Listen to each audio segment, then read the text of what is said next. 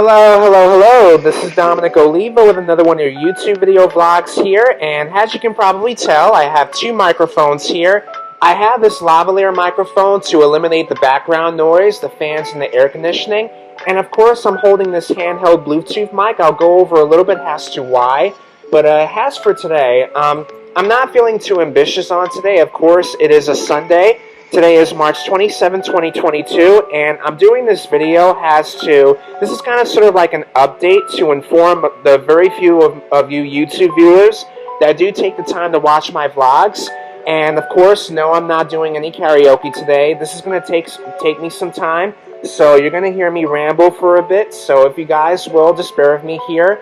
I'm going to go over a couple of things and be able to do this video on for you. It's going to take me a moment, like I said, so please bear with me here. So again, as we see currently right now, the coronavirus pandemic is winding down a bit, and as that's doing that, I'm starting to see that a couple of places are opening back up again. Certain bars, venues, and all the other places are opening back up, where the Omicron variant is kind of winding down a little bit. I'm happy to say that. I think it's safe to assume that we're having a sense of normalcy, and we're starting to see that some places are reopening again. I'm starting to see that we are relaxing the mask mandates as well as the vaccine mandate. My understanding was that a while back in February, Governor Kathy had let the mask mandate expired, and cases have gone down since the Omicron variant rised up back in December, when we were in the height of the Omicron variant. So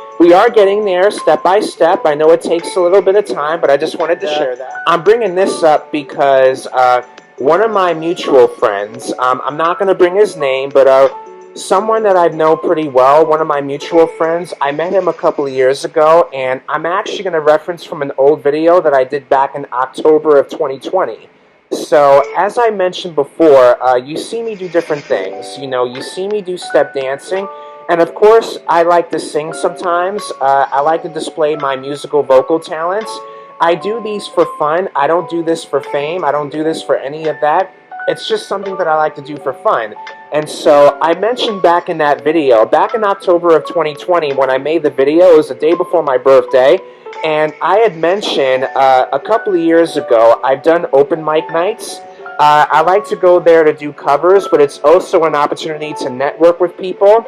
And I will say that a lot has changed since the coronavirus pandemic. I'm going to state this, and I think most of you may recognize this by now, but knowing myself and the kind of person that I am, I tend to be very introverted. I guess I shouldn't say introverted, but I'm sort of an ambivert. I fall in between extrovert and introvert. Well, I guess you can say I'm an introvert. Depends on who I'm with. Depends on the kind of company that I surround myself with. Depends on what the type of people that I'm with.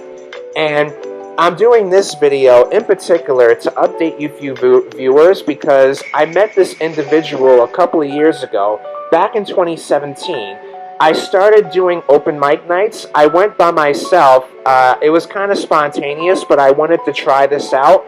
And I was just being random. So I walked in one day and just decided to come up and use my vocal talents to sing a couple of cover songs.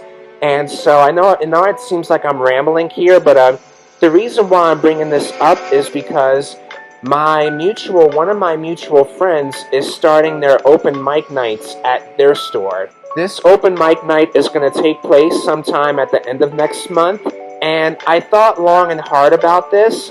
It's important to note that we've been on lockdown for the past 2 years, and the last time I've done an open mic and doing covers was back to around I want to say late December of 2019, early February of 2020 was the last time I stepped foot doing an open mic. And I made this decision. So I decided this time around, at the end of next month, if I do or when I do attend this open mic night, I'm just going to be a spectator. I'm going to my mutual friend store. I've known this individual on and off for some time now. I wouldn't necessarily say that we're close, but I mean, we've had a couple of encounters here and there, but he's a pretty good person, and he owns his own guitar shop, and that's where the open mic nights are going to be taking place. I'm going in for the first time, in over 2 years as a spectator to kind of get a feel for what their open mics are about and what the criteria is, because as of recently, and I know it's kind of cringeworthy, but I've been skimming through and reviewing all of my old videos, my old YouTube videos, and it had me thinking back. I'm going to be honest and transparent. I've been critical on myself because of walking into these bars and venues and not understanding the criteria. I think it's important to note, in reviewing most of my old videos from like back in 2017, 18, and 19, I was up there doing covers. I perform, I like to sing. And I've been known for doing songs a cappella. I've been known for doing a cappella. Up until recently, I started to look up music on YouTube, and I downloaded it to a MP3 file because, as most of you know, I don't do instruments. I've always been a firm believer that my voice is my main instrument, and I have relative pitch. So it took a lot of courage to go on stage and to sing in front of a crowd. Most of the people that I don't really know, some I do know, but a lot of them are strangers, and I don't really know a lot of people, but I do, like I said, I know a few people from around the area. So, like I said, in doing these open mic nights a couple of years back, it was kind of a spontaneous thing. So as I stated before, I've been very critical on myself when it comes to performing on stage, not just for the performance itself, but I guess I was sort of comparing myself to other people because I see that a lot of the performers in these venues, they play instruments and they do originals. And I'll be honest, I didn't understand the criteria. When I first walked into the open mics, it was in a bar. And one of the very few cover songs that I've done, some of them were actually Christian songs because I have gone to church. And I've done a wide variety of different songs from different genres. I was kind of sort of borrowing the music from YouTube. I downloaded it to an MP3 file. And like I said, I didn't understand the criteria. I didn't really know myself. And I wasn't very I guess I didn't really open up to people on who I am. I didn't really open up to people.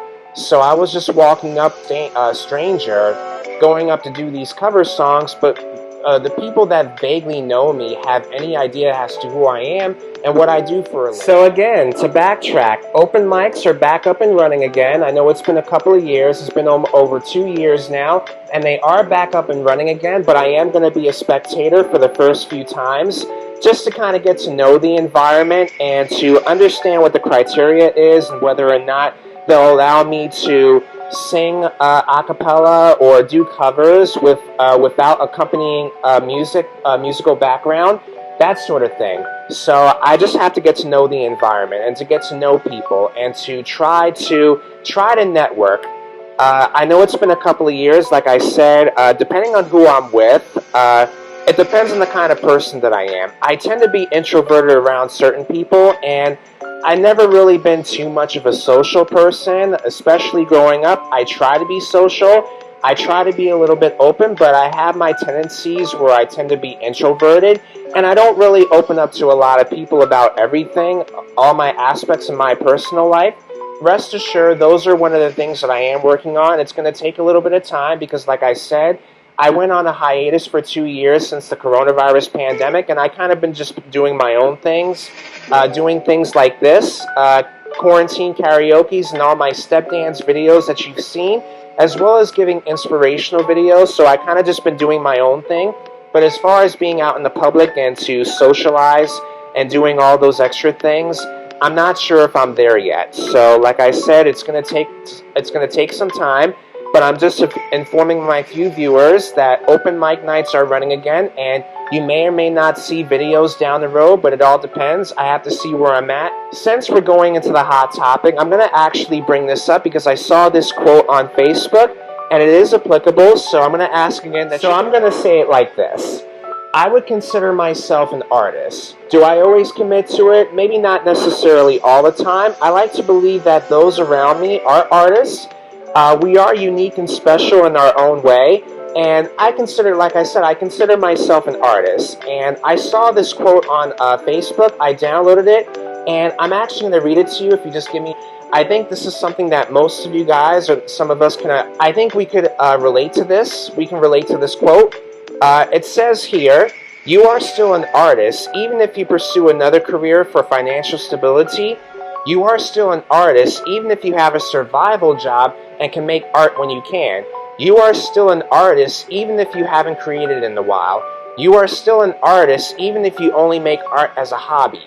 Now, I bring this quote up because it's important to note, and this is just coming from my perspective, but I see that a lot of us are making hobbies because I know that most of us in our millennials are in the 26 to 41 demo. A lot of us work jobs. We're trying to make a living, and we're trying to be stable. And I know some of us work jobs that we don't always like, and I know that there are those of us that make our hobbies.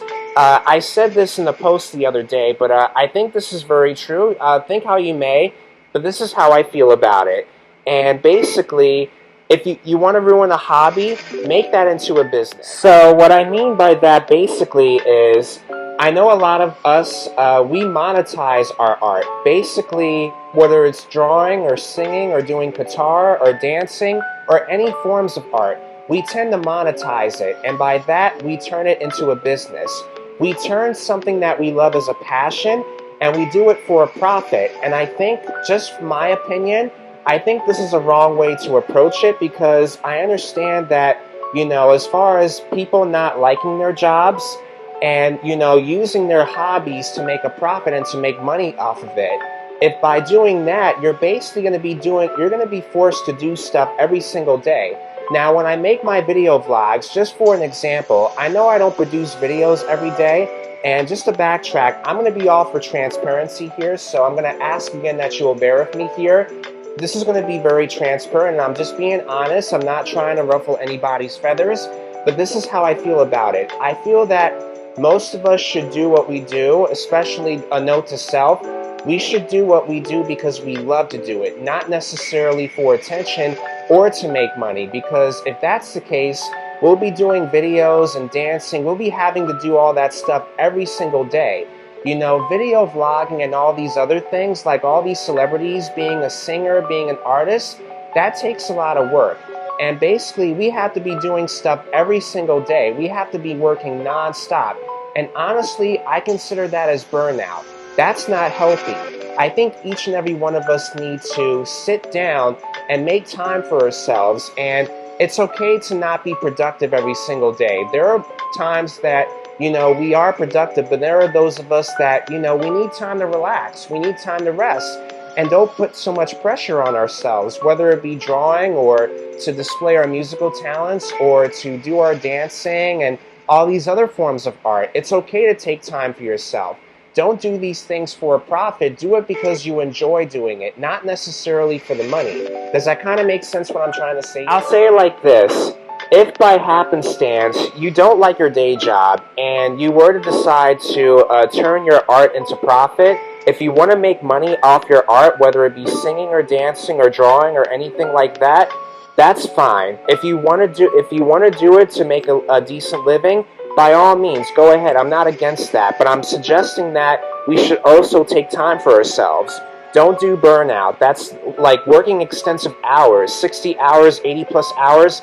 To me, that's not healthy, and honestly, that's burnout. That's doing double the productivity. That's working every single day and taking very little break for ourselves.